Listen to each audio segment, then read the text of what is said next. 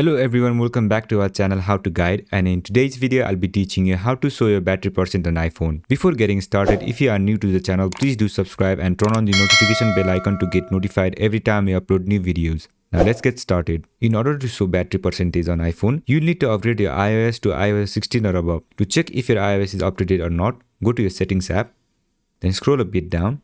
Then you will see this option General, tap on it. After that, tap on Software Update. And if you see any update or install button on this page, tap on it, and once your iOS is up to date, go back to the settings homepage. Once you're on the homepage, scroll a bit down. Then you will see this option Battery, tap on it.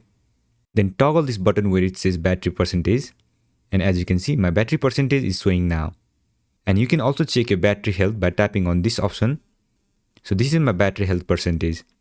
So this is how you do it. I hope this video was helpful, and if it was, don't forget to leave a like, comment and subscribe, and turn on the notification bell icon to get notified every time we upload new videos. And I'll catch you on the next one.